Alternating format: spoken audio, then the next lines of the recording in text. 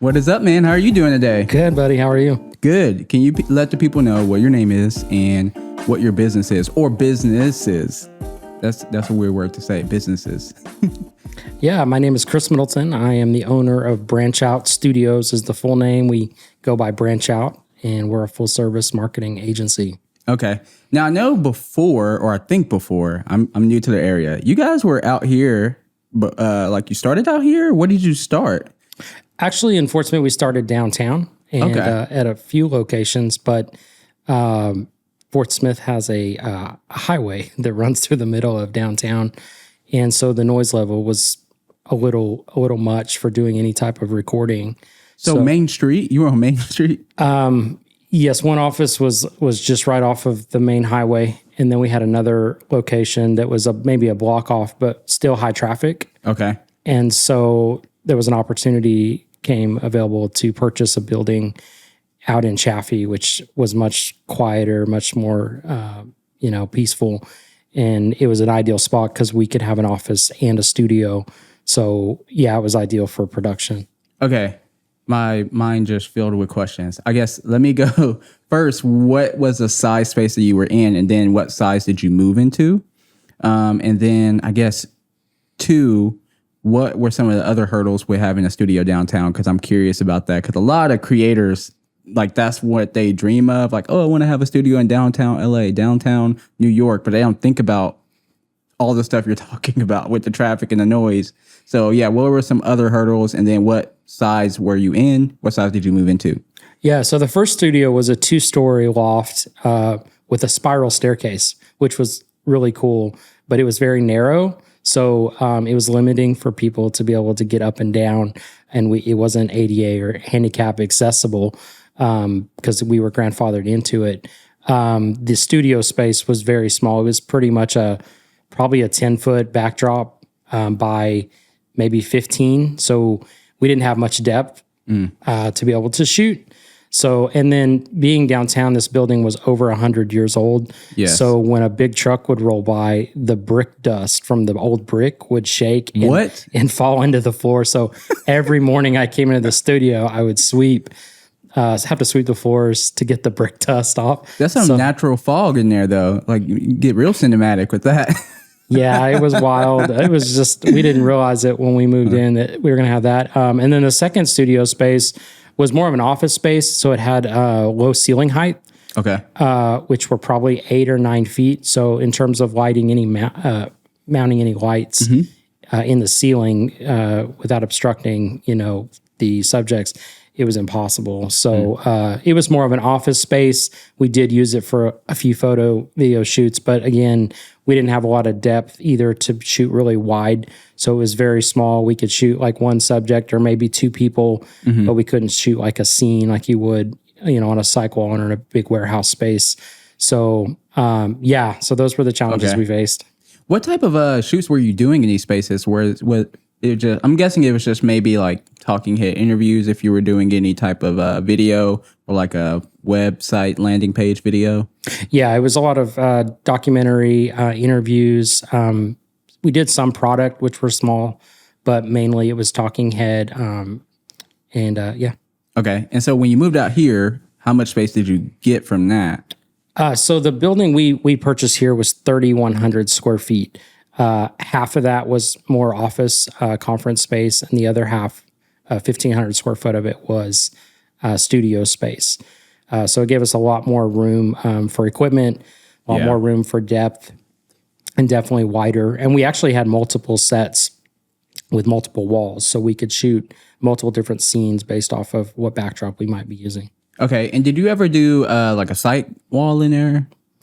We didn't do a cyc wall. We looked into doing it, but just didn't find it very advantageous for what we were shooting. Most of our stuff was waist up or knees up. We weren't really needing the floor space, but yeah, we would just use a different studio if we needed a cyc. Yeah. Okay. So what I like to do here is give people a behind the scenes, because most of the listeners listening to the specific episodes are mainly because they're interested in whatever career field it is.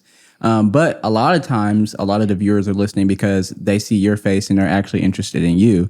So I want to rewind back and go back to the first time that you had your creative spark. It could have been when you were a teen, could have been when you were sitting down watching Mickey Mouse or whatever it could have been. So what's that first moment you had that spark? Yeah, so I think in third grade, I set out and I told my mom I wanted to be an architect.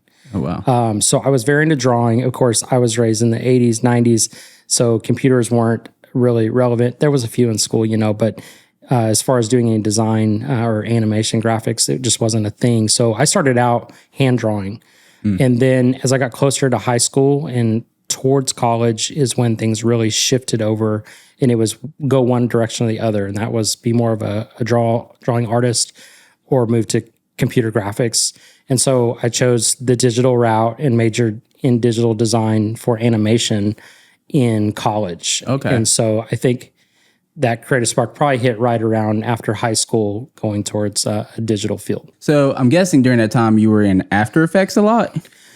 Yeah, there was a few different programs. I think started out with more just 2D design work before it got into animation. Oh, okay. Yeah, so I had planned to go to LA. I'm from California originally. That's where I grew up. Had a few connections. And so I kind of had set my mind and heart on just moving back to California to do animation work. And lo and behold, I found my wife here in Arkansas and got married and decided I'm not going to go back to California and just carry on here. So sorry, I may have missed it, but when did you move from California to here then? I was about 13. So I was in junior high. Okay, so then you moved here and then your family stayed around here and you just desired to go back home? Yeah. Okay. Yeah, I think for a long time I missed home. But yeah, as I got older, I found I'd rather stay here. Yeah, So. yeah, it's a lot cheaper. That's a lot more affordable. And did you go to school here? Yes. Okay, where'd you go to school? UAFS. Okay. Oh, so right here in town. Yep. Oh, okay. That's really cool to know that even back, like what year did you graduate?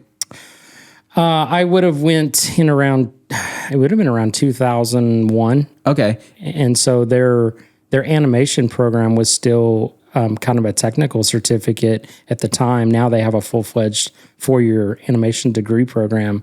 But at the time, it was of humble beginnings. Yeah. Render time took all weekend to render a 30-second, where now you can do it in real time. So it was like even the professors that were teaching the animation were still learning these programs and developing stuff. So it was definitely a trailblazing time in terms of animation work here in Fort Smith. Okay. What are some of the things that when you're in your business today and you're doing a day-to-day work or you're on a job, what are some of the things that you feel like you picked up that were really helpful from that time at school? Well, that's a good question. Let me think for a second. I think at the time, I don't think I was thinking in terms of like a business perspective. It was more of designing and creating really cool stuff just for bragging rights and just to have fun with it as any young kid would. So, over time, been in business for 14 years. So my business has definitely evolved into more than that. But I think now it's more of making sure that it aligns with what the client is after and what the results are that they're looking for. So it's very evolved definitely from what the project would be to what the goal is for the client. When did you make that change from I am an artist, I am a creator to, hey, I'm more than that. I'm a problem solver and I'm just solving the problem with content? Yeah, so I worked in corporate world. I didn't go straight from college to doing animation or video production or any media. I actually just worked in corporate, regular business world. And it wasn't till, 10 years in, I was probably 2010 is when I was ready for a change in my career and decided to go and take the risk on doing media and creating content versus just serving corporate business life, working for the man, as you'd say. So, so it took a long time before I was ready to take that leap. Okay. So during that time, right before you took that leap and going, into, I'm guessing it was like creating your own business at that point instead of working under someone. Correct. Yeah. Okay. Yeah. But if I was around and I was looking at your life from a distance, what would I have saw in that time? How were you? Were you happy about the corporate work? Were you burnt out? Were you thinking about these creative ideas and skills that you had and how you could use them and how they weren't being used? Yeah, at the time, I'm a very confident person, I'm very ambitious, but I also had a wife and a young family. So taking risks like that, I probably wouldn't have taken early on in life with a family, right? But coming out of school and not having any dependence or responsibilities, it's much easier to take those risks, I think. But at the time, it was risky for me to want to step away from a steady paycheck to doing something creative and not knowing when I might get my next check. Okay. So you take the leap of faith, you jump in, and then what happens? It was a mess. It was a mess. So the first year, I didn't even make minimum wage. Man. If you break it down, I had to work some side jobs, side hustles. Did some web stuff in between. I was doing creative stuff, but also still having to make money on the side just to support the family. So it was really rough, really tough time.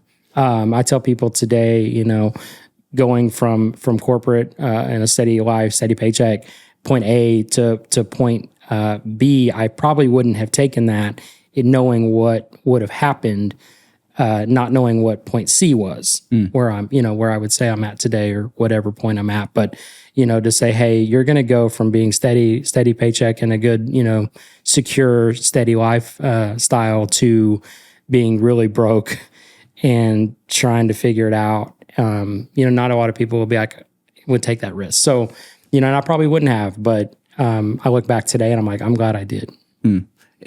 Previously in your life, when you've had two choices sitting in front of you, clearly, like you're saying, one of them being laid out, you know what you were going to do. You're going to get a check. You had, I'm sure, health insurance, all the different things. And you also had this other option that was very mysterious. Have you thought of yourself to always be the person who is more curious about the other option?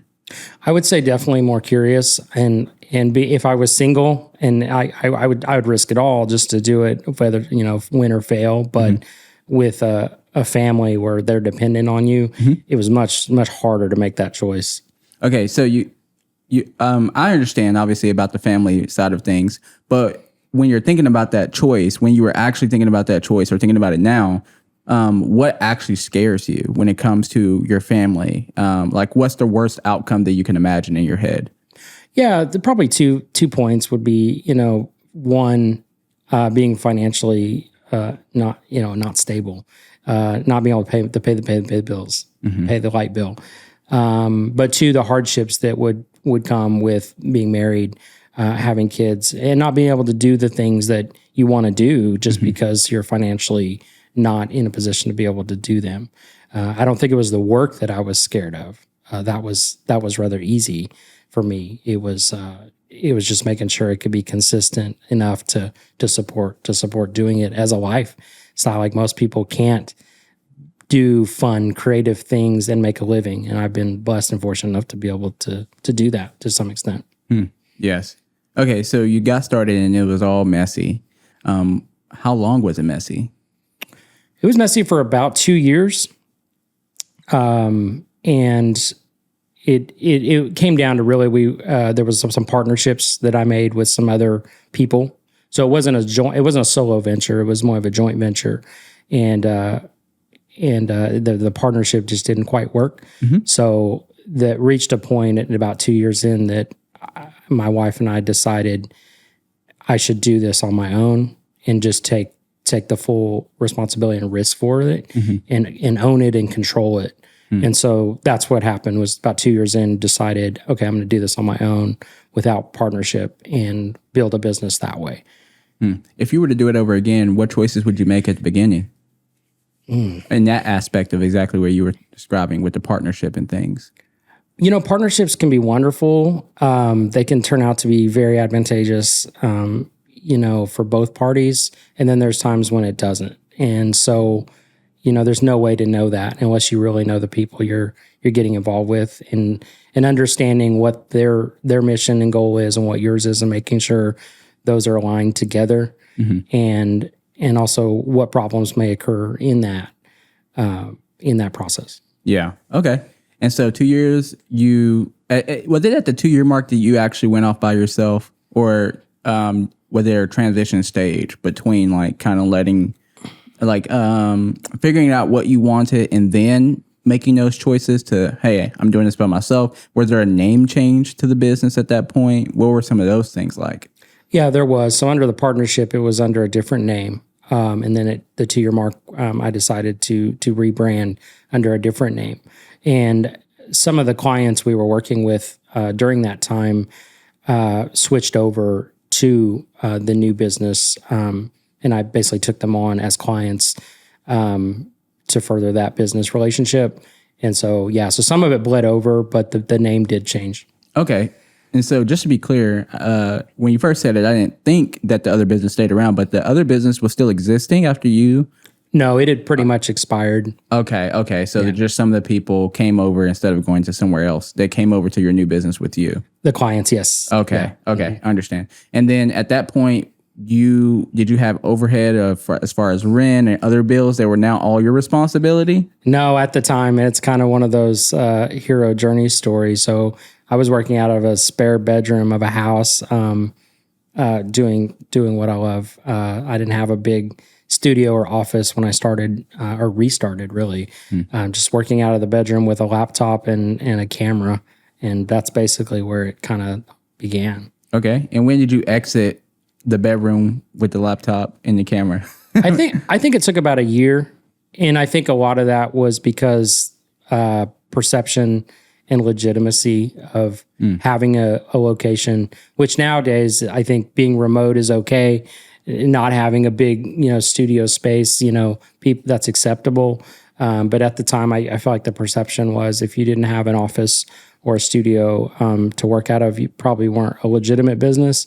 So, I decided I probably need to go pay rent somewhere and get started. What makes you think now that you don't need that legitimacy to actually have business? Well, I think with technology, for one, it's smaller. You don't need the big, large production studios anymore to do the kind of business that we do. And then also, I think COVID changed a little bit of that. With remote became more of a natural, remedy and acceptable, especially where we live. That it's okay to do that. And I think as long as the client's receiving the product and the end goal that they're looking for, it doesn't matter where you're getting that from and where you're finishing that. So okay, so at this point you're year 3 and you moved into your first studio space. And is it just you and your wife still, or do you have anybody helping you? Do you have contractors? Do you have any employees? No employees. It was actually just myself. My wife was helping at the time with a little bit of stuff, but I was a solo venture. Okay. And did you ever expand into employees? Yes. Oh, yeah. It started out with contractors, friends, people in the industry that I got, comfortable with and trusted their work and their craft, and partnered with them. So there was times where we'd partner, and I still have a lot of those relationships today, even that I work with, people that I know. How did you go about on the business side, talking about the actual way the entity was set up, transitioning from being able to handle, employees versus like an LLC? Yeah, it was a little tough. I wasn't real business savvy. I was very creative, but not real business savvy. But I quickly had to learn how to be business savvy a little bit, or surround myself with some people that understand business, understand law, understand taxes. It took a long time before I brought on, a second employee. I was very nimble, wanted to stay very flexible, and I took most of the work myself, like doing it all myself. So I didn't really need somebody else at the time to come in, except for when we needed them. So, yeah. So you seeked a lot of advice on how to do it, because at the time you were saying you didn't know how to set up like a structure like that, basically? Yeah, I had several accountants. Okay. Actually, one of my former places we rented, my landlord was an accountant, so it kind of helped. Okay. And also knowing like what you can and what you should not be doing. Okay. Right. Because And what was the first hire that you did? I think one of my first hires was definitely a video editor, to handle some of the video editing. As a lot of people don't know, working out in the field or shooting is a small part of a final video product. Yes. And so the video editing is where it takes a lot of time, a lot of the creative juices to make a project happen. So I think my first hire was a video editor for that. Okay. So something that a lot of people find out after hiring or getting their first employee is that it takes time to manage people. And I've talked about this on a couple other episodes before. But for instance, I started trying to bring on people, and obviously you go and hire a video editor. That's typically the first role you try to bring on. But most of the time people say, and I know I feel this way, I wish I would have hired someone to manage people. Hire someone to manage the rest of the team, because I learned that I don't have a lot of time to sit down every day and dispatch projects like, hey, this is what you do today. This is what you do today. And then even have, to manage the follow-up. So did you face any of that struggle whenever it was just you and you're going to your first or second employee? And if so, how did you find a resolution for that? Yes, definitely. So, being in business for 14 years now, I came from corporate life where I did manage business, multi-million-dollar businesses. And I think it was easier to manage people at that time because the company was already established and set up and everything was in place. I was just kind of managing, overseeing, but I still had to work with employees every day, with all having their own, obstacles, their own issues, challenges, things like that. But when I started my business, all that kind of just got flushed away. Like I forgot about that.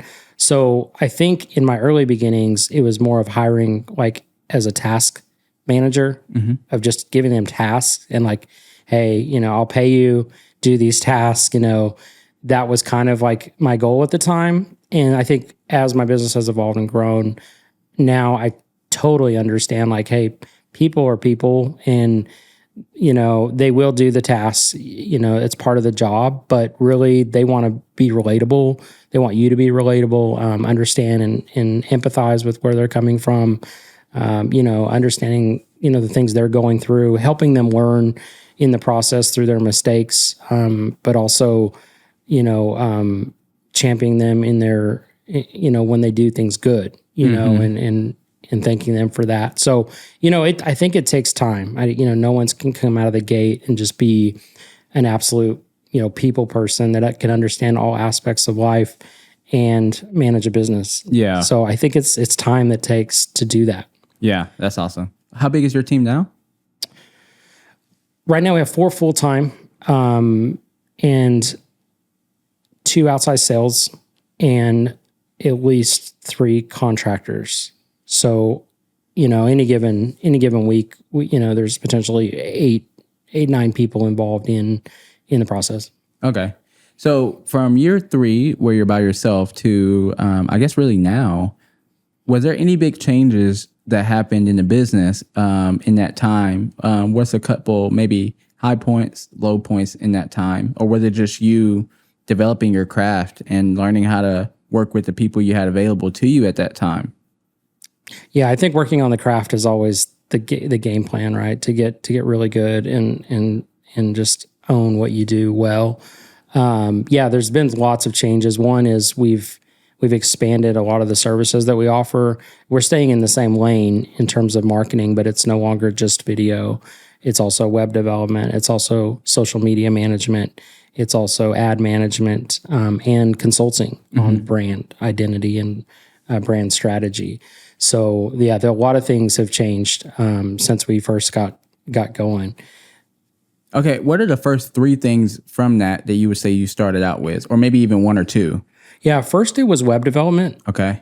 And that was the clients that came on board that transferred over were web clients that needed a website or continued web maintenance. So it started with web, and then it went to video production. Okay. And then I would say after that, it went to probably social media management. Okay. So one of the big things that I learned when I was in Dallas and we were doing had a social media company, and we were only doing the content side of things. So a lot of people don't know necessarily, even business owners, they don't know how a lot of agencies are set up. And so they come to you asking for everything when ideally, and you know this because you saw the gap and you filled it, agencies or marketing agencies don't handle everything. They handle really the like the plan and that's going to be executed, right? So like, hey, what type of content are we putting out? What's the ad strategy? They're typically the people who create those types of pieces, but then for the actual video, photo, they actually outsource some type of production team to do that. And so my question, I guess, is when did you recognize that gap, and how long did it take you to decide to fill it? Yeah, it's a great question. Yeah, I'll start by saying, I think that's where we were uniquely positioned, where instead of just managing the projects and outsourcing it, because I come from a creative background, I didn't want to let that part go. Like, we wanted to handle that in-house. And I think that's where we could establish ourselves as in the marketplace that, hey, we're not just creating the strategy and executing on it. We're actually doing the content and to keep it all, cohesive. So that was a big goal of mine, was to be an agency, but I did not want to outsource anything. We wanted to do everything in-house. I would say it was probably about 2000, probably 16, 17 is when we seen the shift with social media and in being active on social. And we seen a gap with businesses that either they didn't have the resources to have a social media management team, or they would have their secretary fill in to do that, which I can understand as a business, like why you would do that, because they need something to do and it can help the business. But when they don't have any skill set in that or understand it, they are the front line for your business online. And you don't want to put somebody who's really green out there putting out all your content on the front line, because it could leave a bad impression, so I think we filled the gap that way, where we knew we could step in and we understood it, even though it's constantly evolving. We understood it enough to be able to add some value for the clients. Okay. So some of the fundamentals, and I know you know this, but I'm explaining it to kind of set up the question, but some of the fundamentals of marketing are funnels, like, that's kind of baseline. And so you have your top of the funnel content, you have your middle of the funnel, and then you have your bottom of the funnel. The bottom of the funnel is getting super specific and targeted, right? You're trying to get a person named, Jaretta, who lives on this street, who probably does, you're building avatars for those bottom of the funnel people. And each marketing agency, when they're marketing this to their businesses, they name all of these completely different. But each of those funnels typically have a team or a type of resource or a type of style of content that is where we're talking about would be outsourced, right? So you're talking about ads at the bottom. And then at the top, that's all social media. That's all brand awareness type content. And then middle, you're trying to get to that pinpoint of a client that you're looking for that you actually want to attract in, but you're not all the way quite there. So it's a little bit more wider. And what I found is whenever you're trying to be like a full service marketing agency, in those three tiers, right where they meet in the seams is where things seem to fall apart a lot whenever you're doing it all internally. And so did you find some things that were kind of difficult that you had to face in those two gaps right there between first, second, and third tier? Yeah. I think it gets in the weeds quite a bit on what those are. Most of the people we brought on, sometimes they were green, newbies that we brought in, that we would train them on our systems and our frameworks, what works. But, there's stuff like, SEO and email marketing that isn't something that's just quickly learned. It's a tenured thing that they need to be in that for a long time to understand how it all works, especially with web and search. So we knew where our weaknesses were. We knew where our strengths were. Of course, we always wanted to outfit our team to be experts at everything. And I think we do a well-rounded job with that. But yeah, there are times where we did have to seek out an outside consulting, firm or agency or person that was very skilled in that arena and really get targeted. And I think that goes now, especially today, how everything's so fragmented on where your content may go or where it's best suited. And it's great to play the field, but I do try and tell people, hey, stay vertical and go after one channel that you can just own and dominate on. And it's hard to do that because you're taking that risk. But when you understand that market, you understand the audience, you understand the channel and the ways to market it, it can be highly successful versus spreading yourself thin across many channels. But when they're first starting out, small business, startups, you got to do search, you got to do social, you kind of got to do a lot of things just to get things going. But, trying to get clients to just stay vertical and not go horizontal is a tough challenge even today. Yeah, super difficult. Everyone wants to be on every platform. They're like, hey, have you heard about TikTok? Can we create some TikToks? Hey, have you heard about Instagram Shorts? Have you heard about YouTube Shorts? And hey, what about Facebook videos?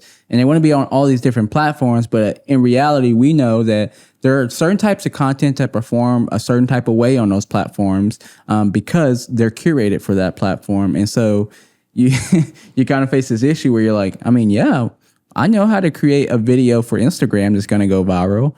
I also know how to, film 20 minutes extra, 15 minutes extra, and do a couple different versions for TikTok for it to go viral. But do you have the budget for that? Because I don't know if I have necessarily time for that. And so it is a balancing act for sure. But when it comes to the types of businesses, which is another big thing with marketing agencies, kind of like narrowing down, like, are you home service? Do you work with retail clients? All of those different things are other obstacles that a lot of people face when they're trying to start marketing agencies. And for you, where did you find your most success in the client? Yeah, so that's an interesting question. So we work with a lot of different industries, a lot of different sectors, not just one. People ask us, well, why don't you just niche down, right? Because that's what we preach. But we do. We're able to adapt, work with a lot of different clients and find a good fit for them. A lot of times they're startups, so they don't have any marketing channels they're even working with. So anything we do is added value.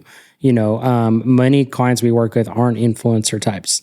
They're not camera friendly. They don't like to be in front of the camera. So, you're not going to be a TikTok star or a YouTube star, when you don't have that personality type. So, one thing we have not done is influencer marketing. Like we know people that can do it, but it's just not something we're really adapted to do because, it's just a different kind of market. Yeah. And speaking of a different type of market, when I first asked you that question, I know for me, I immediately thought that a lot of times people, really slam home niching down for your business. There's the Alex Hormozis out there who are like niche down. But the thing is I feel like you have to be in a certain type of area to allow you to niche down. And for instance, like we're in Arkansas, we're in Fort Smith, Arkansas. It's hard enough to convince businesses that you should pay me for my work when it comes to digital content. And so it's just different. And so I feel like if you niche down, man, you only have like literally a small amount of clients at that point who would actually agree to be your client. And so I'm saying all that to say is I'm guessing that would have to be a huge part of why you don't niche down now too. I think we're primed because we are local, like serving Western Arkansas, Northwest Arkansas. We do have some clients out of state, but we don't mass market ourselves across the nation. We really do love the River Valley and Northwest Arkansas. So we like to work with clients. And because we do produce our own content, we're local, where we don't have to fly out of state to go do content or subcontract that out. So that's part of the reason why I think there's just not enough. I wouldn't say there's not enough businesses, but in a market of only 1.5 million people and only so many businesses, I think we've just done well being able to adapt and service many. And to touch on niching down, I think the bigger problem we see in the pattern is that you'll have a business that is trying to do too many things or they're confusing the audience as to what they do, where they may offer two different things, but the way they present themselves, they think they can attract both at the same time. When you're talking to someone, you need to be talking to them about their problem. And so we talk about this all the time, and we see it all the time. It's okay, you offer this service. Oh, but you also have this service, which is a totally different market. It's a totally different audience, different offering. And so that's what, when we talk about niching down, it's really simplifying your business in a way that is solving the problem that you're trying to solve and attracting that client. Now, you can have other services that complement that service, that are add-ons, that are upscaling, that are good for that. But when you have two different service offerings, it's very hard to market them simultaneously on the same website, or in a video even. Yes, because they're just trying to reach two different types of people. And I think a lot of it's people trying to be diverse in what they're offering to make more money, and be more successful. But it also can be hurtful, because if you would just own the one thing that you do really well, you can be wildly successful at it and make lots of money and have a flourishing business. But I think just a lot of businesses are too afraid to take that risk and just owning that one piece that they can do really well. Well, one of the things that I learned is that as a creator, I didn't want to do necessarily, like, for instance, everything that your business does by myself or with a team. I didn't want to do all that. And I learned that I'm only good. I'm not only.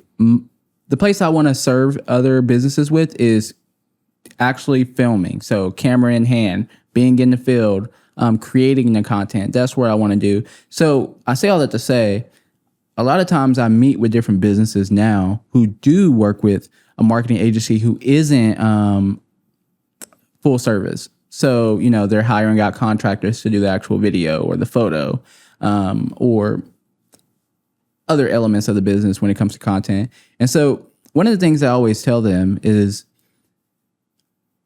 I'm not your Hail Mary, if that makes sense. So I can't work with a business who's throwing money at me to fix a problem with video.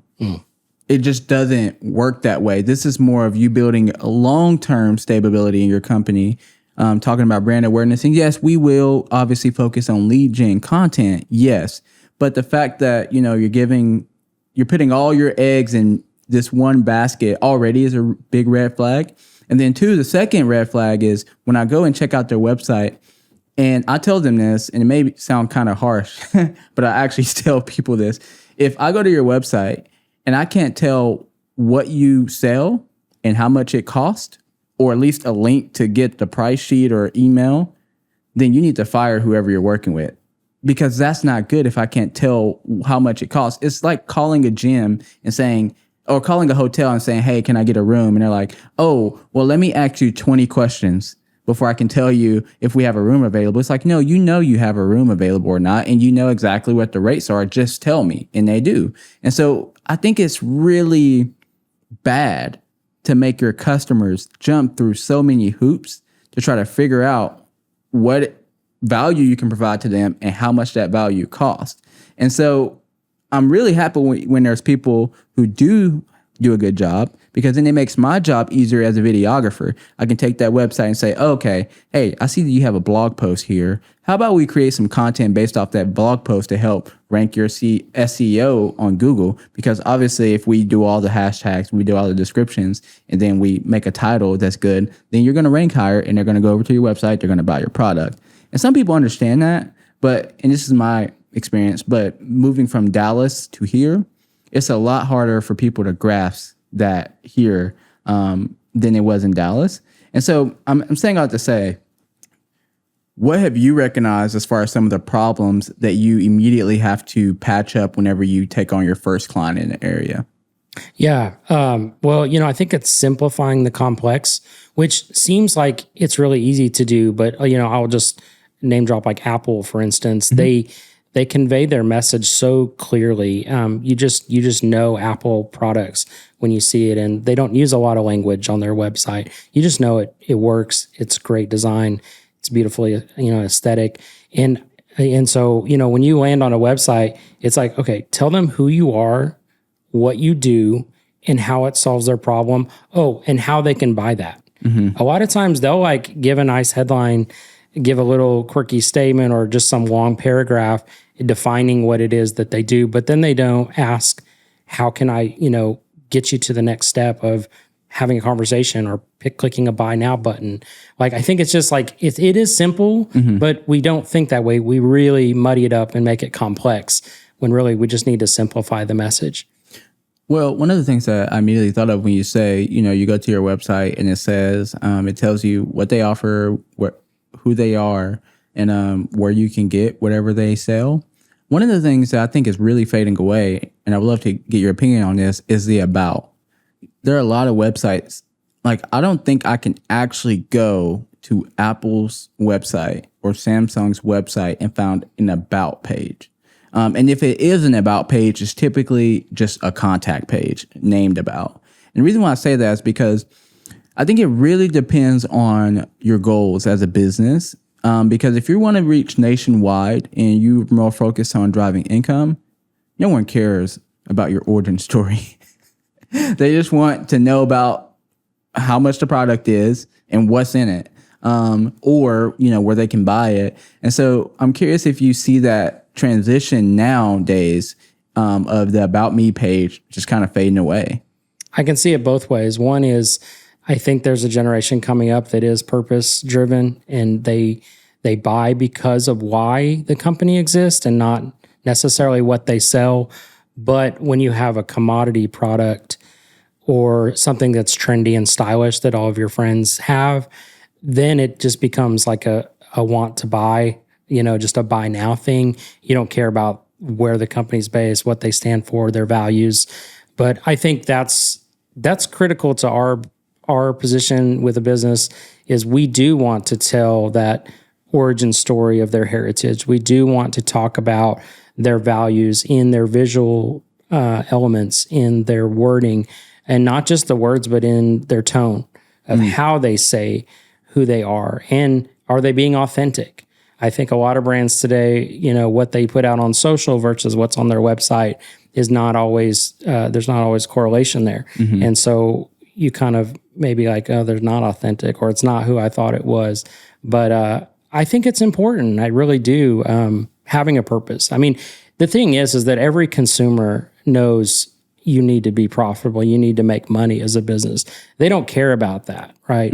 But they do care about, what are you doing for the environment? What do you do for your employees and families? Like, I think it is important, as much as sometimes it's just all about the product. But I think what most companies get wrong is it's always a buy now kind of mentality of just buy my stuff, and not, hey, understand, why we do what we do. And, that may change their mind on if they want to buy or not. I don't think you can always push the buy my stuff thing, because it gets old. People don't want that shoved down their face. I mean, there's so much noise in the marketplace today. People hate to be sold to. Yes. They don't want to be sold to. Well, I also think this generation here now is seeking real. Like, they're seeking people, businesses, that are real and not fake, and they can sniff fake from a mile away.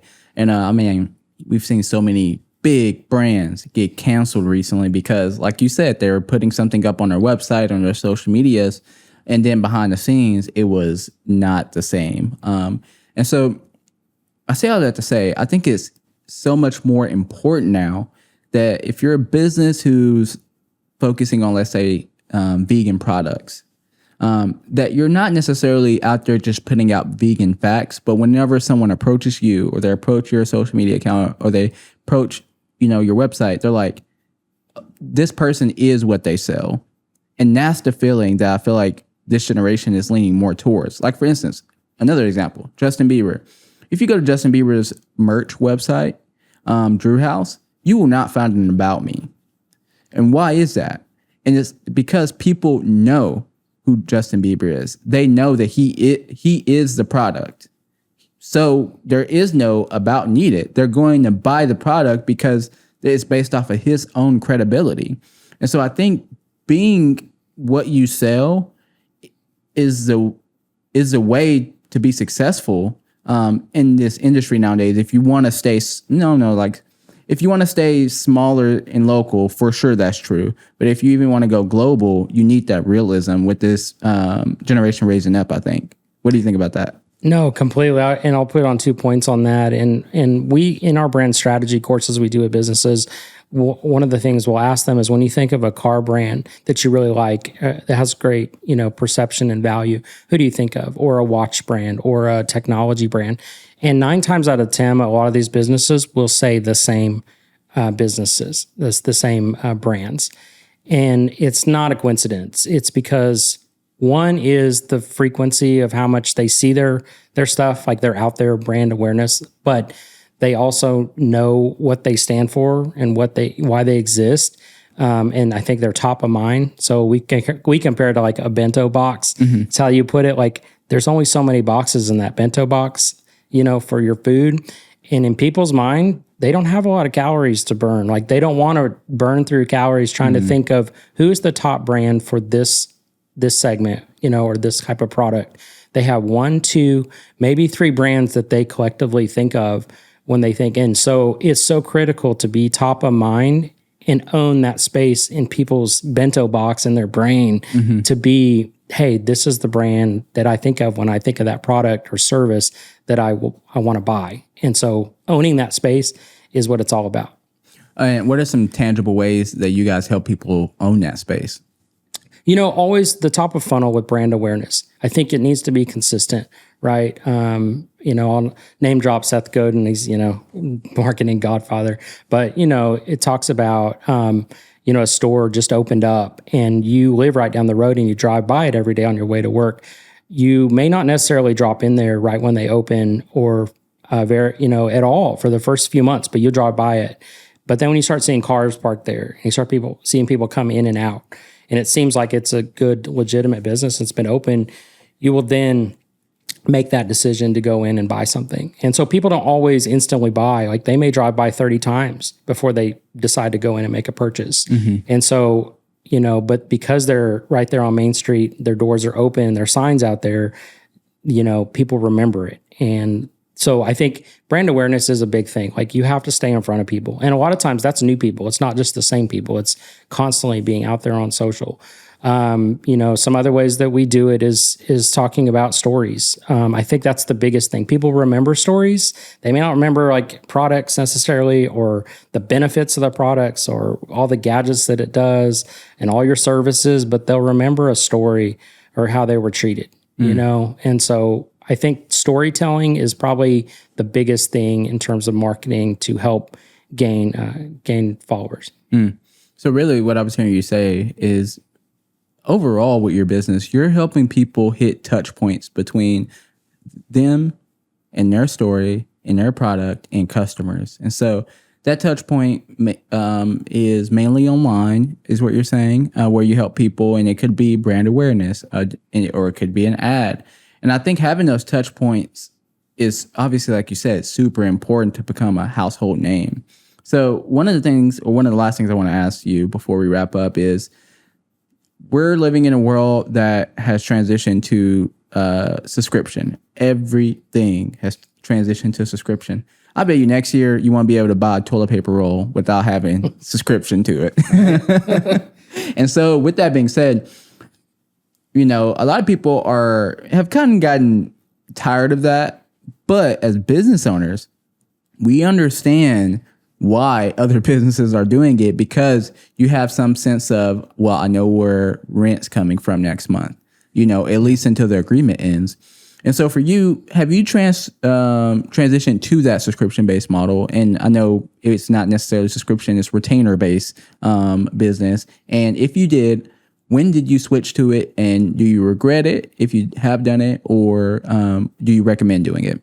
Yeah. So, we use the word retainer. Retainer is really paying for service that aren't yet used or rendered. So I wouldn't call it retainer for us. It would be more of a subscription model. But yes, we did decide about 3 to 4 years ago that we felt like the subscription model for our business was a better fit, because yes, I can go out and charge a client a lot of money for a project like one time, unless they see like a big ROI or there's some big revealing thing as to how well it worked. when are they going to hire us back to do it again? And I see other production companies or marketing agencies go through that as well, that, when it's good and it's either feast or famine, right? You're either really busy or sometimes you're not doing much at all. And so, to circle back about the business of creating great content, but if they don't have a great agency to help market in the right channels, it's going to fall flat. And so that's the problem that I wanted to solve, was that they're either trying to do it internally or they don't have an agency much at all to help them position themselves and market that content. So that's where we were like, okay, instead of just doing production content, let's go full service where we not only produce it, but we also help them market it.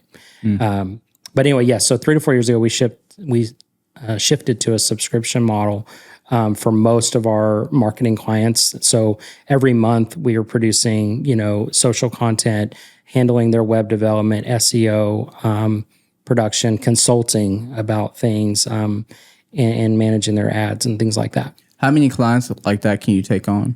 Oh, that's a good question. Yeah, that's an interesting question, actually. How many? Well, unlike, I would say, like a manufacturing facility, they just need like some workers to hire. We're not really set up that way. I mean, you got to understand, the industry. You need to be creative, and everyone's creative, right, in their own way. But I think for us, it's not so easy just to hire people. I mean, I've been in business for 14 years, and 3 or 4 of the people that I have, they're nuggets. Like they're not something you find every day. So have we been able to figure out how many clients can we manage based off of how many people we have? I think we're pretty close to, we're really stable with where we're at. If we wanted to take on several more clients, we might need to look at hiring some other folks. How many returns do you have right now? How many subscription do you have right now? Subscribers, there we go. Yeah, right now I think we're at 15. Oh, okay. Wow, that's quite a bit. Okay. Yeah, and that's handled by four people. Yeah, 4 plus some outside contract help with people in the industry that we work with. Okay. Oh man, that's awesome. Well, that's super cool. Well, if someone is interested in becoming about one of those 7 that you have slots that you may have available, where can they go to do that? Yeah, so I'll give a little plug in here. So branchoutstudios.co is the website. We are launching a new website, branchout.io. They can go there. They can also shoot us an email at info@branchout.io. I'm sorry, hello@branchout.io. But yeah, we are always looking for people to join the team. Of course, we do vet and filter them based off their talent, their portfolio, and their willingness to learn and adapt to our frameworks and things like that. But yeah. Okay. And then for businesses, do you have anyone that you would like to maybe even do a call out of, hey, I've been interested in working with this type of business and I haven't had a chance to do that yet? Oh, like a specific business? Or just sure. Oh, man. I don't know. I don't want to say that. Okay. Yeah, I would say by industry, though, like, oh, no, that's what I meant. Okay. By industry, not like a person. Sorry. Yeah. So there are industries that are very challenging in terms of marketing, and we call it like voodoo math, but trying to figure out ROI on content. How do you do that? Like, is it follower count? Is it new sales growth? Is it, what is it? It's really hard so we do try to have really strong KPIs and metrics that we measure for the client's success of what they succeed. So I say all that to say that, businesses that are in the trades, roofing, construction, plumbing, service work like that, those are in high demand and they're easy to market and grow. We have case studies showing the growth. So those are clients that are easy for us to take on and show tremendous success with. There are some industries that are harder, that you don't see those numbers. They're not so public facing. If you offered a product, that would be something easily marketable. We don't work with a lot of clients that have just like a specific product. It's more of maybe an online retail store that has many products. But I don't have one like name of one kind of client we'd love to work with. We work with many different clients, from attorneys to the trade industry to dental offices. So there's lots of different services that we can provide for. Awesome. Hey, well, thank you for coming on today. I really do appreciate it. And I enjoyed having a conversation with you, learning from going from your first studio all the way to now you're remote. And so I hope other people enjoyed it too. And again, one more time, your website. Yeah, so it's branchout.io by the time this podcast releases. And thank you, Joe, for bringing me on and us getting together. Awesome. Thank you.